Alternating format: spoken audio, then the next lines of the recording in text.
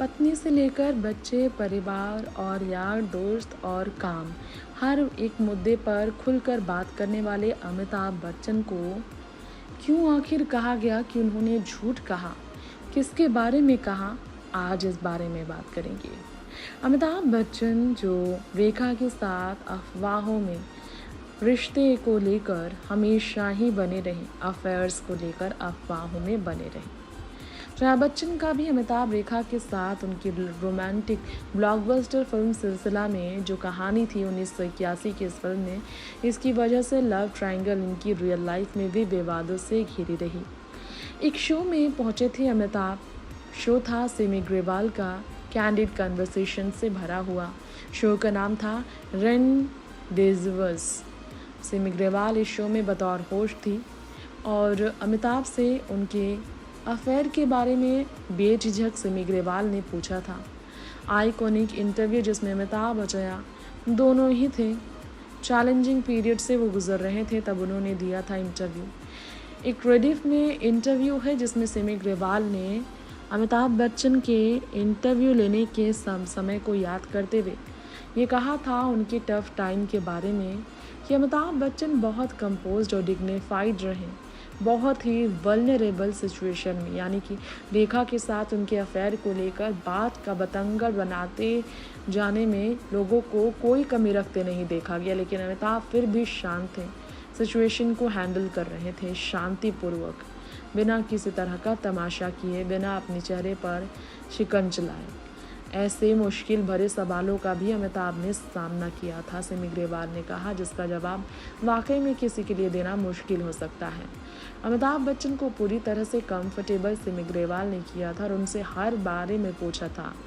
उन्होंने पूछा था उनके बारे में, उनके बचपन, उनके युवा पीढ़ी की, उनके परिवार, उनकी कंपनी, उनकी करियर के फ्लॉप समय की, उनके बॉलीवुड में रिटर्न की, उनके परिवार की, पत्नी की, बच्चों की और जैसी महिलाएं उन्हें पसंद हैं और उनके प्रोफेशनल डिसीजंस हैं, उन सब पर उनसे बात की गई थी।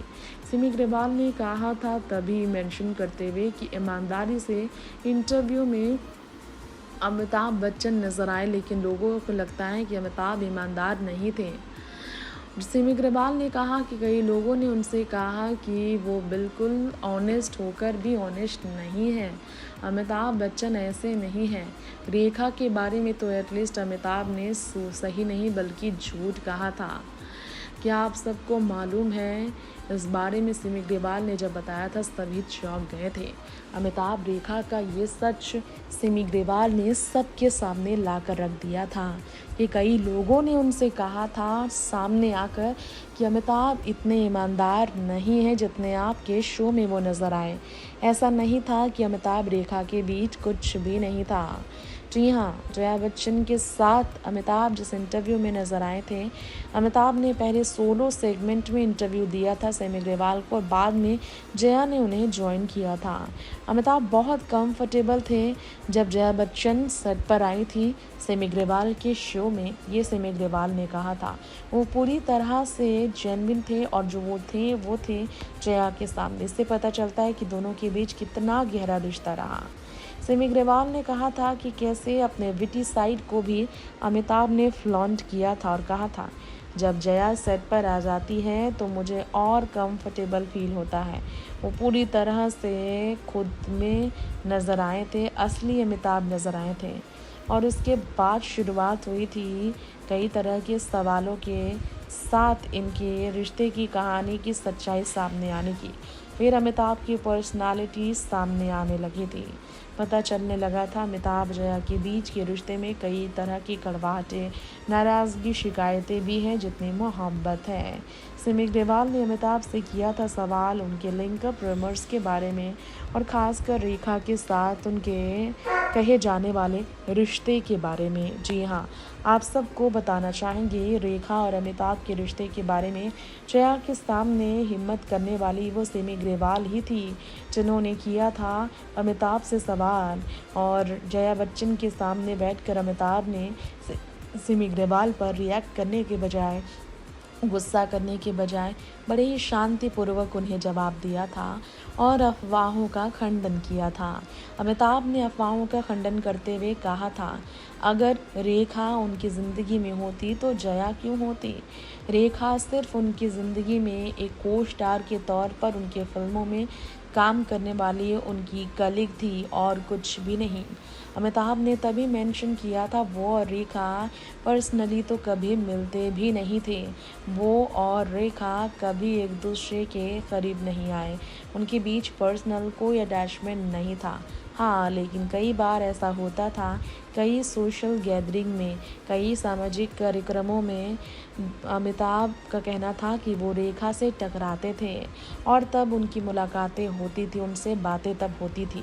वो उनकी को स्टार और कलीग हमेशा रही और उनका उन्होंने हमेशा सम्मान किया, क्योंकि कई फिल्मों में साथ काम किया था रेखा के साथ अमिताभ ने कहा, इसलिए हमारी बातें, मुलाकातें तो होती ही थी, खासकर पब्लिकली, लेकिन हमारे बीच कुछ भी कॉमन नहीं था।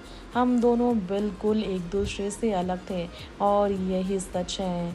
कई फंक्शंस में टकराने के बावजूद, जैसे कि अवार्ड फंक्शंस होते हैं, सोशल गैदरिंग्स होते हैं, वहीं हमारी मुलाकात होती है। पर्सनली हमने कभी एक दूसरे से मुलाकात किसी भी वजह से नहीं किया।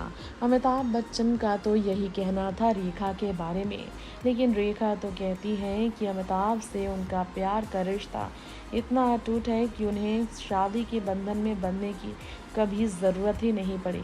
वो सिर्फ अमिताभ की ज़िंदगी में जया बच्चन की तरह उनकी पत्नी बनकर रहने की ख्वाब के साथ नहीं आई थी। अमिताभ को अपनी ज़िंदगी में उन्होंने कभी भी अपने साथ बांध कर रखने के लिए, उन्हें किसी प्रेशर में रखने के लिए प्यार नहीं किया था। तो इतने हैं हाव भाव और बदलाव और विचारधाराओं में अंतर अमिताभ रेखा के बीच। वैसे अमिताभ का कहना है कि रेखा और उनके सोच में काफ़ी अंतर है। रेखा और वो एक दूसरे से बहुत अलग हैं। यानी कि अमिताभ ने रेखा के साथ वक्त गुजार कर यह एहसास किया कि रेखा उनके लिए बनी ही नहीं, इसलिए कभी उनके विचार में रेखा को लेकर रिश्ते को कलीग और को स्टार के अलावा बॉयफ्रेंड गर्लफ्रेंड तक बनाने का उन्हें कभी ख्याल ही नहीं आया। अमिताभ का साफ यही कहना है कि जिस तरह के बॉन्ड श्रेया के साथ उन्होंने सेट पर शेयर किए, ऐसा रेखा के साथ कभी शेयर नहीं किया। वो रेखा का एक तरफा ही प्यार है।